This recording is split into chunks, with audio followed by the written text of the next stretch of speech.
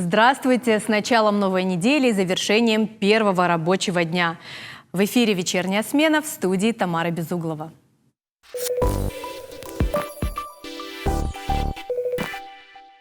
Лето в разгаре, но даже в сезон отпусков деловые вопросы и бытовые задачи требуют решения. Городская жизнь кипит, накаляется ситуация на дорогах. И причиной тому не июльское солнце, а перекрытые участки трассы, как следствие пробки. Транспортный коллапс легко преодолеет трамвай.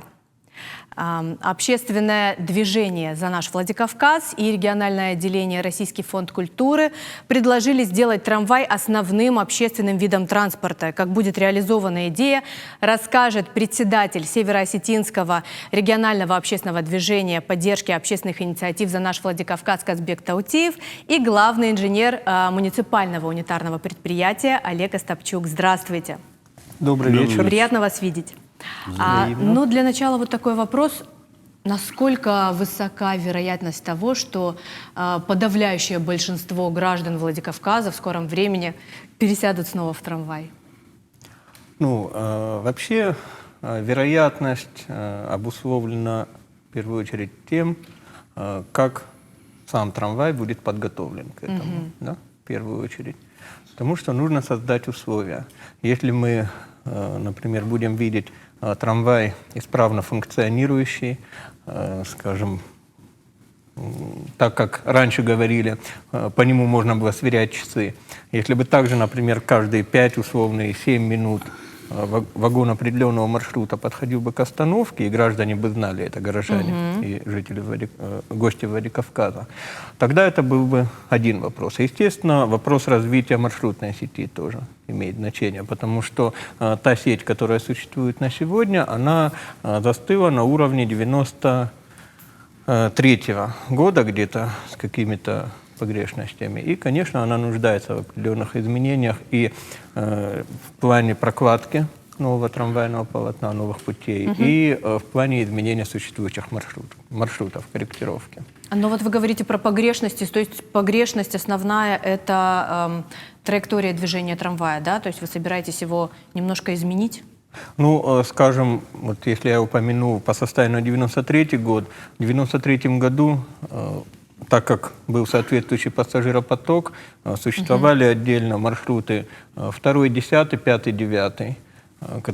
Соответственно, 2-й, 10-й разворачивался на кольце около завода ОЗТ, которого ныне не существует, помню. Как мы знаем, да. А 5-й, 9-й разворачивался на водной станции. Потом их сделали сезонными, как раз в 90-е годы, и летом действовал 5-й, 9-й, а зимой зимний период 2-й, 10-й.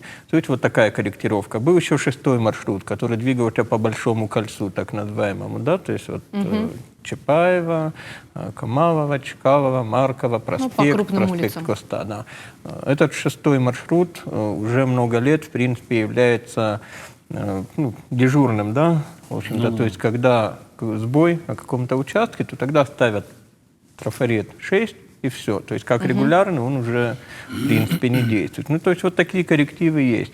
Но если говорить о желательных коррективах, ну, на наш взгляд, то это то, о чем давно говорится, например, связать тот же БАМ с районом Водной, да, связать БАМ с Китайской, то есть по существующим путям.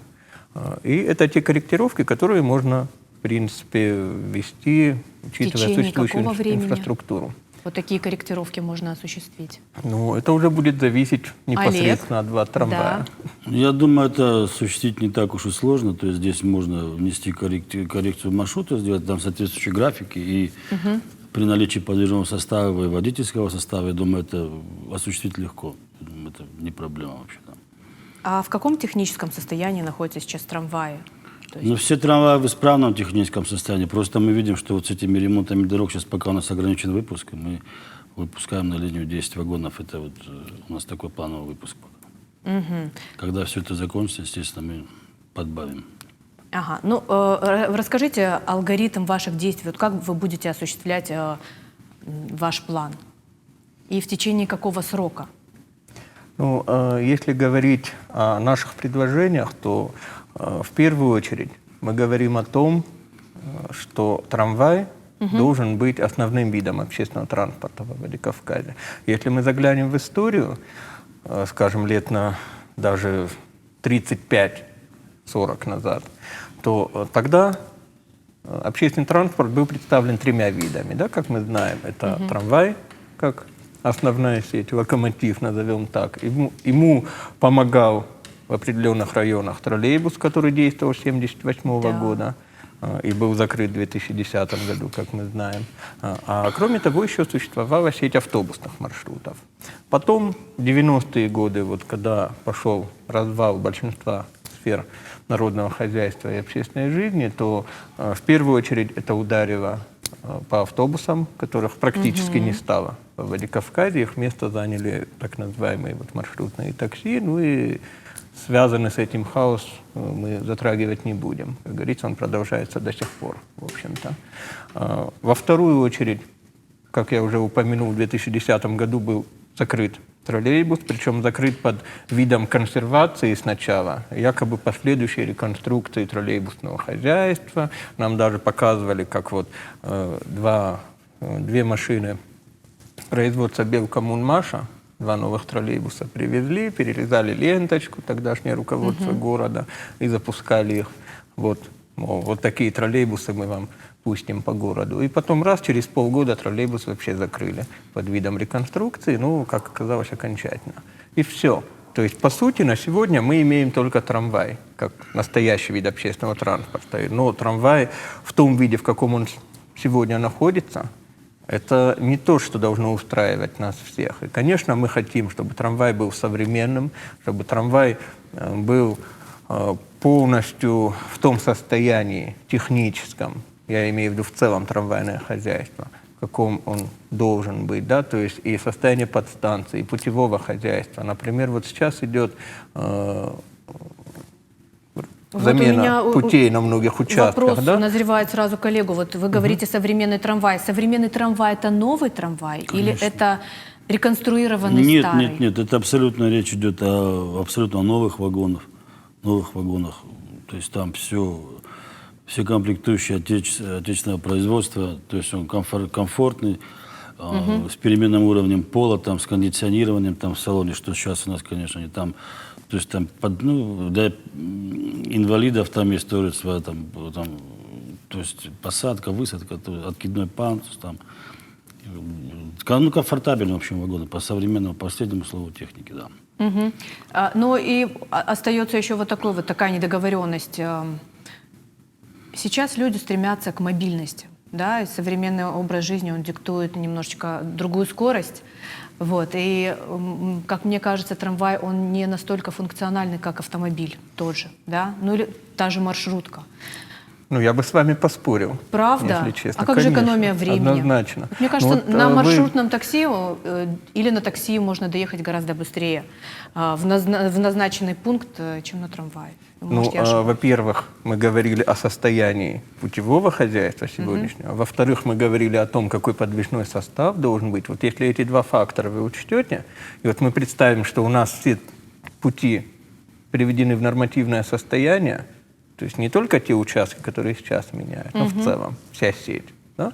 И если те вагоны, о которых вот, мы последний год говорим, уже прибыли и, в общем, полностью подвижной состав хотя бы вот на них, да, состоит из этих вагонов, то вот тогда, вот с учетом этого, если мы замерим скорость, с какой, скажем, из точки, там, с китайской, например, можно доехать до Штыба, и вы убедитесь, что с китайской до Штыба трамвай доедет гораздо быстрее, чем то самое маршрутное такси. То есть основной показатель работы городского электротранспортного рельса, это считается эксплуатационная скорость. Чем она выше, тем, значит, оборотный рельс быстрее, тем пассажир с точки А в точку Б доставится, конечно, быстрее. Он правильно говорит, да. То сейчас мы вынуждены где-то скорость сбавлять, ограничивать движение, а когда это будет в соответствии все приведено, то я вас уверяю, что трамвая альтернатив нет практически. Ну, особенно со спальных районов, вот попасть с района Бама там в центр, то есть тут альтернативы вот пока нет. Конечно, тем более он же по выделенным линиям. Да, там обособленный путь у значительная нас, часть. да, совмещенный там уже где-то. А так, это реально, да. Ну, А мне вы были кажется, в вот других идея- городах? Вот пользовались трамваем не во Владикавказе, а, скажем, ну, в той же Москве, например, хоть Москва мегаполис и так далее, Краснодар, там, Нижний Новгород, Волгоград, вот, если сравнить с чем-то, да? то, Краснодар что там, только живет за счет трамвая. Эти пробки, это улица Ставропольская, 8,5 километров. То есть там, кроме трамвая, там альтернативы вообще ну никакой нет. Реально, это так, да. Это реально так. Мне кажется, вот эта идея популяризации трамвая, она не только практическая, но еще и эстетическая. То есть такой вот сохранность винтажного стиля города, да? Ну, честно вам сказать, Ну это же винтаж... красиво, когда вот по главной улице едет трамвай. Винтаж, вот, например, вот мы в своем обращении на главу республики упоминали о том, что хорошо бы запустить ретро-вагон, да, в Владикавказе, настоящий ретро-вагон, вот 30-х, 40-х годов, там, или серии ХМ, или хотя бы, если позже брать, то КТМ, да, что-то из первой или второй КТМ. Но тут важно различать винтажный стиль от современного общественного транспорта, потому что в целом трамвай – это не винтаж. Это современный общественный транспорт. И таким он должен быть во Владикавказе. Это не социальный транспорт, это не что-то просто ассоциирующееся с историей там, Владикавказа и так далее. Это то, что должно работать не только вчера, но и сегодня, и завтра. Соответственно, сопровождать. Да, но это И безусловно. делать нашу Но жизнь вот комфортной. Вы говорите про ретро-трамвай. Он будет функционировать так же, как и обычный трамвай? Или он будет ездить пустым, просто для красоты? Вы знаете, здесь, во-первых, глагол «будет» я бы Хотелось снабдил бы. да, вот так. Хотелось бы. большим вопросительным Да, то знаком. есть хотелось бы, Потому что конечно. это были наши чего это пожелания, наша просьба, как говорится, к руководству рассмотреть этот вопрос. Но то, как это будет реализовано и будет ли реализовано, это, конечно, будет зависеть от доброй воли руководства, потому что, во-первых, найти соответствующий вагон – это задача нетривиальная. Это невозможно практически. Да, это или надо делать подобный какой-то, да, строить да, фактически под заказ. потому Найти что той всё серии разобрано, вагона как это невозможно, да, потому что транспорт в 90-х столько предприятий, то есть просто канули в лето, что это очень много. Мы вот так сохранили благодаря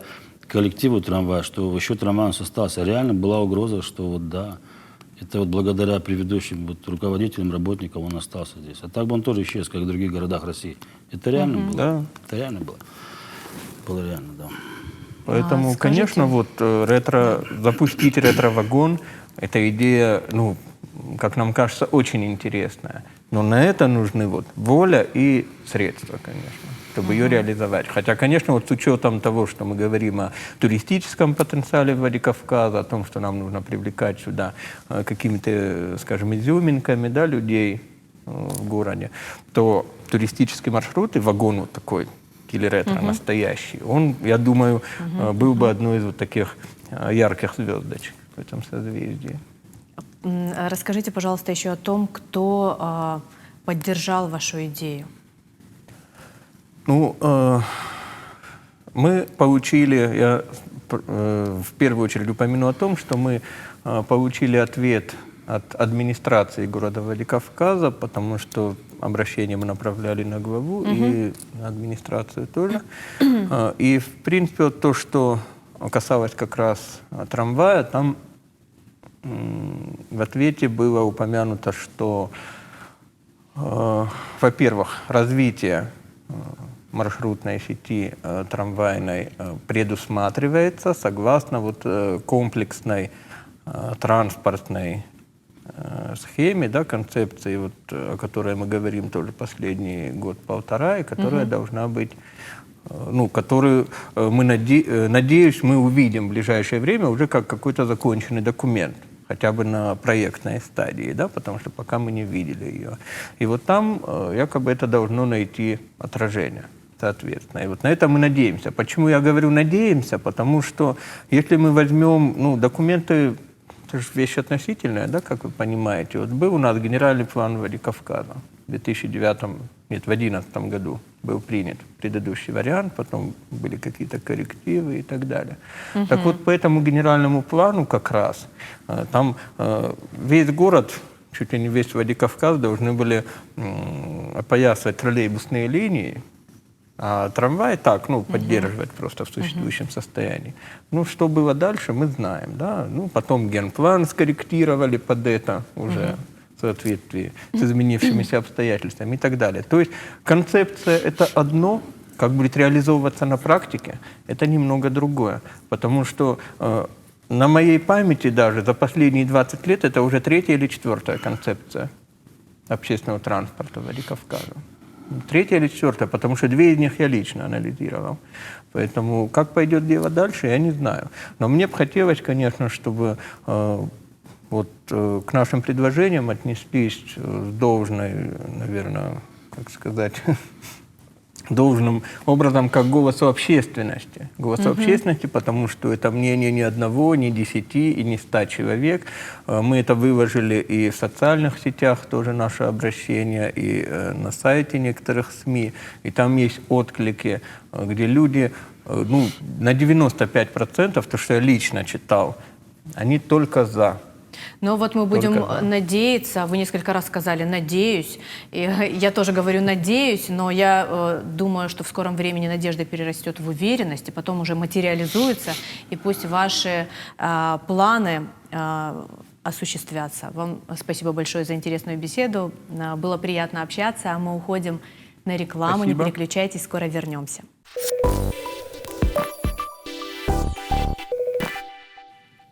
Недавно в рамках федерального проекта «Платформа университетского технологического предпринимательства» прошел конкурс «Студенческий стартап». 5 июля были отобраны 650 победителей, которые получат грант на 1 миллион рублей на развитие своих бизнес-проектов. И одним из лучших в направлении цифровые технологии стал студент 3-го курса физико-технического факультета Северо-Остинского государственного университета, разработчик Алан Газаев.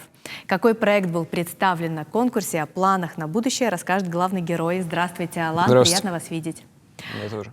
Вы представили на конкурсе нейросетевой голосовой ассистент. Да? Расскажите, пожалуйста, о том, что из себя представляет ваш проект. Как я поняла, это программа. Да, это фактически приложение для рабочего стола, которое устанавливается на персональный компьютер каждого сотрудника в компании.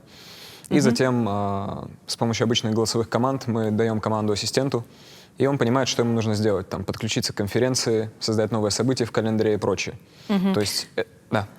Специалистам каких областей вот такая программа будет наиболее полезна? Да, я выбрал свою задачу, исходя из того, что сейчас идут очень сильные тренды цифровизации различных компаний. То есть компании разного уровня, малый, средний, большой бизнес, начинают применять все новые и новые приложения, технологические решения, и сотрудникам очень сложно использовать их, вообще адаптироваться к ним, особенно возрастным сотрудникам. И поэтому как раз приложение направлено на то, чтобы вот эти сотрудники различных компаний могли легче взаимодействовать с существующими офисными приложениями. Да. То есть, получается, человек может избежать лишних ненужных манипуляций, сразу голосом дать команду. Да. И что, например, зайти куда-нибудь на какую-то конференцию. Да, это основные функции, то есть мы стараемся не летать в облаках и выбрали как минимум функции, которые будут полезны. Какие? То есть, например, если кто-то выше по иерархии в компании, там глава компании создает какое-нибудь событие, то есть конференцию, встречу, неважно, ассистент напомнит всем сотрудникам по приближению этого события, соответственно, об этом событии, да. То есть общий календарь событий — это как одна из функций. Подключение к конференциям, то есть, как я встречал, очень много случаев, когда просто элементарно сложно подключиться к конференции, и более возрастные просят более молодых, поэтому спасем и тех, постараемся.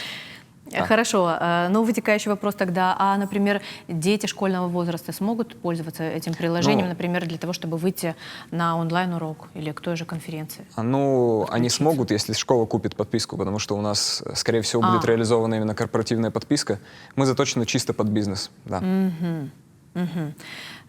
Так, и насколько я знаю, ассистент еще нам обещает распознавать лицо и какие-то невнятные формулировки пользователя. Фактически это 2 центральные технологии, я бы сказал, даже одна центральная, и это как раз распознавание относительно произвольных фраз пользователя. То есть в центре у нас лежит, сейчас мы выбираем одну из моделей, это будет либо сиамская нейронная сеть, либо просто такая передовая архитектура, называемая трансформеры, по-другому BERT, ну, специальная архитектура. И вот эта архитектура как раз позволяет и позволит нам распознавать относительно произвольные фразы. То есть человеку не придется заучивать, что говорить ассистенту, чтобы он понял это. Он сможет сказать относительно произвольную фразу, и вот эта нейронная сеть сравнит между собой сходство между фразой пользователя и фразой, которая есть в домене у ассистента изначально. То есть относительно произвольной фразы он понимать будет. А насчет идентификации лиц, мною выбрано. Я просто решил посмотреть, какие способы аутентификации будут полезны. И да, было решено то, что если человек садится за компьютер и ассистент его узнает, то это максимально удобно. Да. Просто распознавание лиц с помощью различных библиотек. Да. Да, это очень удобно, действительно. Скажите, а вот когда вы планировали только участие в этом проекте, в этом конкурсе, вы на какие результаты рассчитывали? Конечно, я стараюсь трезво оценивать. То есть до этого я участвовал со своим роботом-манипулятором в предыдущем гранте, называется «Умник», тоже от Фонда содействия инновациям. Я выиграл на региональном уровне, после чего мне указали на некоторые ошибки, потому что на федеральном уровне я не выиграл, соответственно. Мне указали на ошибки, дороговизна производства, применение к реальному сектору экономики. В результате я просто пересобрал свой проект, оставил какие-то технологии, и в итоге мы получили ассистента. То есть мне хотелось, чтобы это было в итоге полезно. Ну и да. Хорошо. А вот есть уже какой-то бизнес-план вложения гранта? Уже выстроили? Да. Мне нужно купить ноут. Мне нужно купить новый ноут. Ну, еще и платить зарплату придется с сентября, но это не страшно. В общем, мы планируем закупить технику конкретно.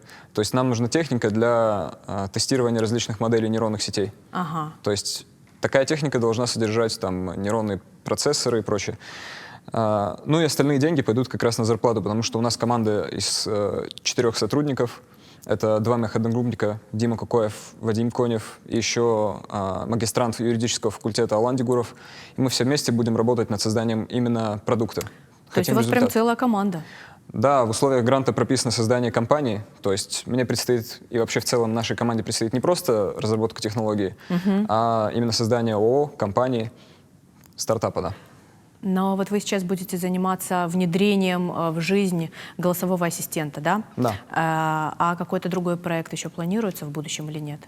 Да, есть парочка идей, которые возникали и до этого, и сейчас постепенно идут к реализации. Существует проблема мусора на различных озерах, то есть и у нас в регионе не только. Поэтому... еще существует помимо этого дагестанская компания, точнее, которые дислоцируются в Дагестане, и они занимаются солнечными плавучими электростанциями. У нас есть теоретическая возможность на очень раннем этапе с ними посотрудничать и сделать роботов, которые убирают мусор с озер и подзаряжаются на таких солнечных плавучих станциях. Но это идея, которая только на раннем этапе, пока еще ничего нету буквально, но постепенно пытаемся собрать команду. Вы не суеверный? Не суеверный? Не, я просто заранее не люблю говорить, да. Но это очень интересная идея, и в какие сроки она будет реализована, как вы думаете? Мы планируем подать это на другой грант, то есть сейчас я уже не могу подаваться сам, поэтому я ищу команду, которым это будет интересно. Если что, пишите мне куда-нибудь. Здорово. Но известно, что вы успешную учебу совмещаете с педагогической практикой, да? Вы работаете преподавателем Центра инновационного творчества, да, Да, FabLab? бывает. И, по-моему, здорово с этим справляетесь. Расскажите, пожалуйста, как это происходит. Вам вообще что нравится больше, учиться или учить? Учиться, честно говоря. То есть мне больше всего нравится именно что-то, изучать новые технологии, применять их. Главное, чтобы выхлоп был. То есть если я что-то делаю, важно, чтобы у этого в итоге результат был. Либо грант, допустим, либо польза кому-либо по итогу. Но помимо этого я еще учу детей как раз в Центре молодежного инновационного творчества FabLab. Да, это тоже хороший опыт, потому что когда ты учишь кого-то, ты одновременно сам закрепляешь этот материал. Так как я преподаю микроэлектронику на Arduino, то мне самому это бывает полезно. То есть я что-то преподаю и сам понимаю, начинаю больше понимать, что где. То есть, получается, ваши ученики примерно такого же уровня мы знания, стараемся, чтобы... Мы стараемся... Я вообще разделил программу так, что все ученики, неважно от возраста, сначала изучают программирование, его основы, после чего микроэлектронику. Сейчас мы как раз на 2-м этапе постепенно въезжаем в микроэлектронику.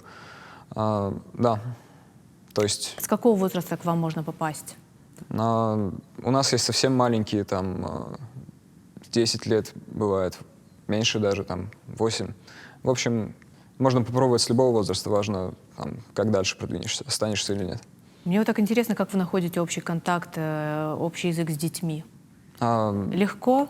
Да, Взаимопонимание? я же сильнее. найти? Да, я шучу, ладно. Да, у нас легкая атмосфера, Вот я дружеская, я бы сейчас сказал. режиссера попрошу на плазму вывести небольшое видео и Да. процесса, как это все происходит. Расскажите, пожалуйста, как вы общаетесь с детьми? У нас дружеская атмосфера, да. То есть у нас нету каких-то формальностей, просто все негласно соблюдают субординацию, а так в целом. Самое главное, чтобы они сами учились, то есть чтобы им самим было интересно, да. Но у кого-то из ваших учеников есть шанс завоевать такой же успех, как у мастера? Я бы не называл себя мастером, но... Ну как не мастер, вы же учитель. Да, ну, наверное. В общем, например, один из наших учеников, Давид, он выиграл, он тоже выиграл, он на всероссийском уровне выиграл со своей разработкой, у него 3D-модель клетки. То есть у нас различные проекты, связанные с программированием, с робототехникой и с 3D-печатью, и это все очень тесно связано у нас на курсе. И вот как раз Давид, он занял, да, первое место, по-моему, единственный из Северной Осетии, кто вообще прошел на финальный этап. Да. И сейчас поедет в Артек осенью. Да. То есть уже есть успехи у наших ребят. Там кто-то на умнике до этого выиграл младшим. Да. Я вам желаю еще больших успехов, достижения еще больших вершин. Спасибо вам большое за интересную беседу. Ну а мы уходим на рекламу, не переключайтесь, скоро вернемся.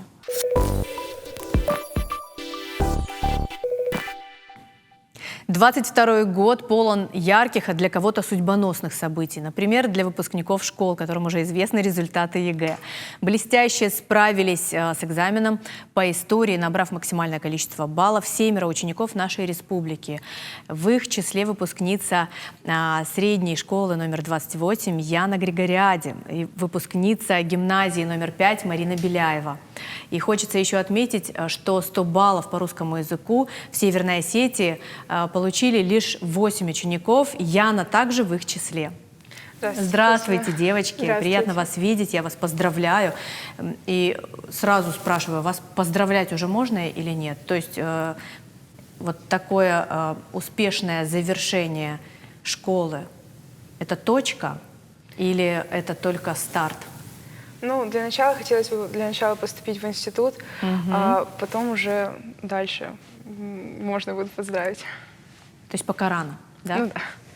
Но в целом этот этап очень даже успешен для нас, для всех, поэтому поздравлять, в принципе, можно. Ну тогда поздравляю вас, девочки, потому Спасибо что, конечно, есть чему радоваться уже. Вот еще интересно, как проходил экзамен для начала? Давайте об этом поговорим. Вы волновались? Ну, я немного волновалась, как и перед любым экзаменом, но не так сильно, что вот в сравнении вот с другими. Кто-то волновался вот в нашем классе, кто-то нет. Ну вот я в среднем была вот по волнению. И вот, но больше все равно я волновалась перед историей. Как-то я больше переживала за этот предмет, чем за русский. Я в целом тоже.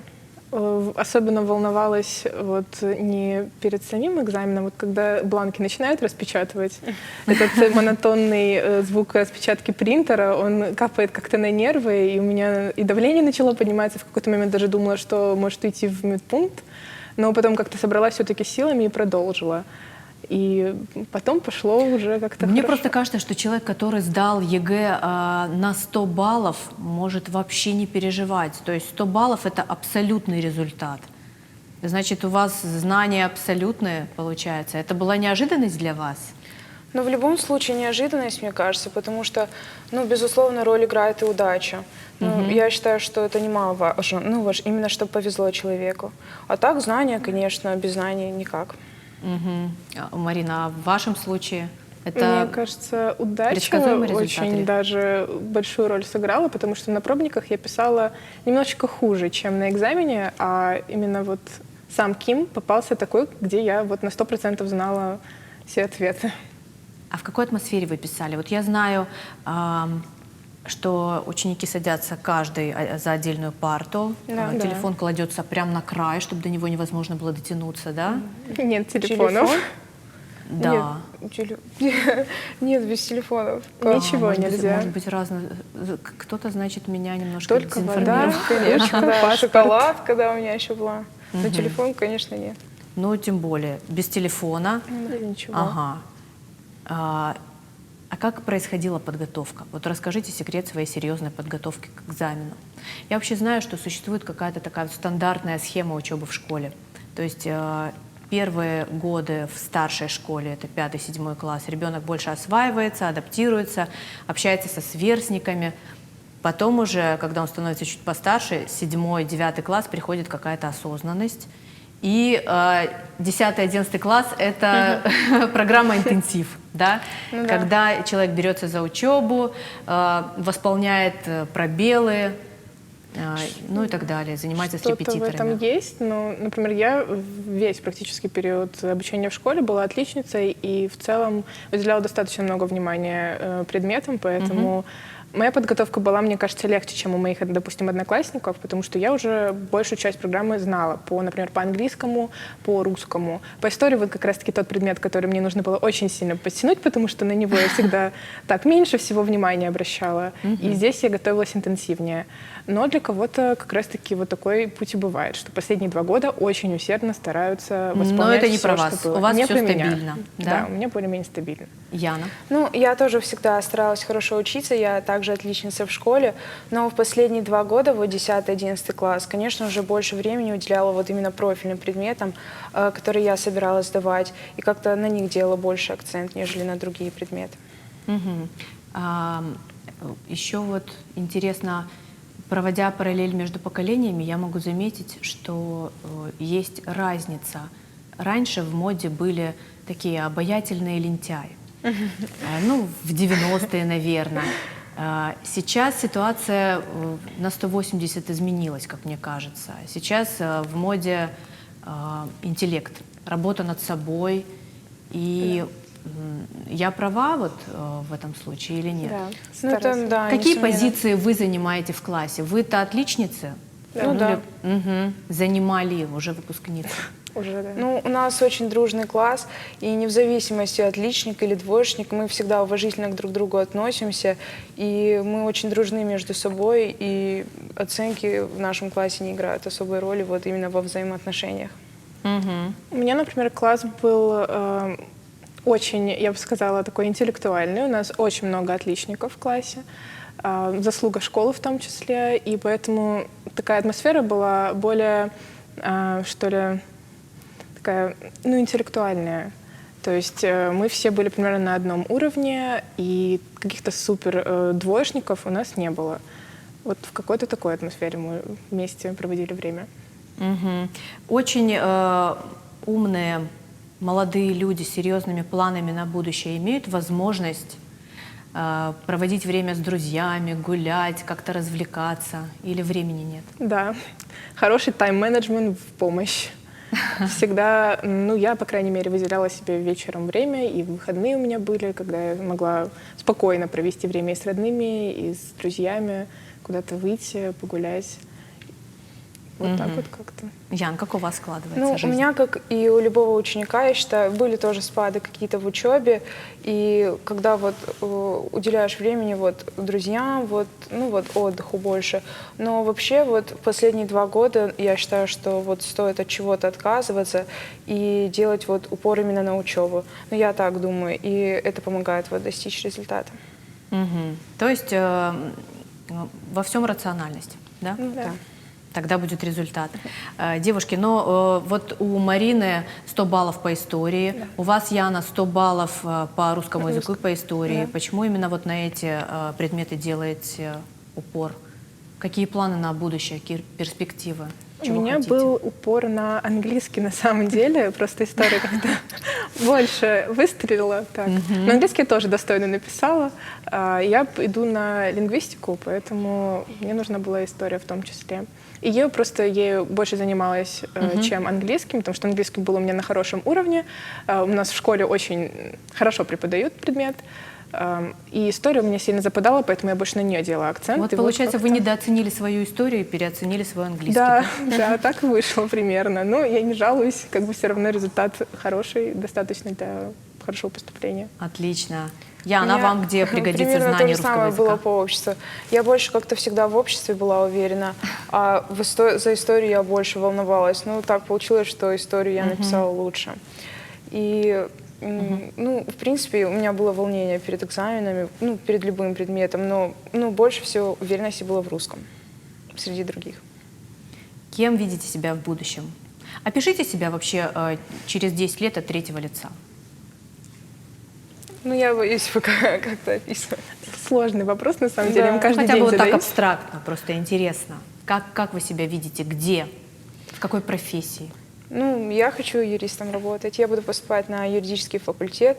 Ну, надеюсь, в Москву поступлю, в Кутафино, в МГУ, вот, приоритетный вуз для меня. И надеюсь, вот, буду работать по профессии юриста. Я бы хотела сначала в Москву уехать, а потом мои самые смелые надежды — это куда-нибудь за рубеж. Все-таки мне как-то хочется с другими культурами знакомиться. Вот меня вот это интересует. Может быть, я буду работать переводчиком, может быть, преподавателем, может, еще кем-то. Может, я вообще решу сменить профессию и буду, не знаю, кем-нибудь. Вот совершенно что угодно кардинально. можно. Поэтому не могу загадывать прям на 100%. Но пусть все сбудется, потому что вы этого достойны, и результаты ЕГЭ, они тому подтверждение. Спасибо вам большое, девочки, Спасибо. за интересную Спасибо. беседу. Ну а наша программа завершается. Всем хорошего вечера и до новых встреч.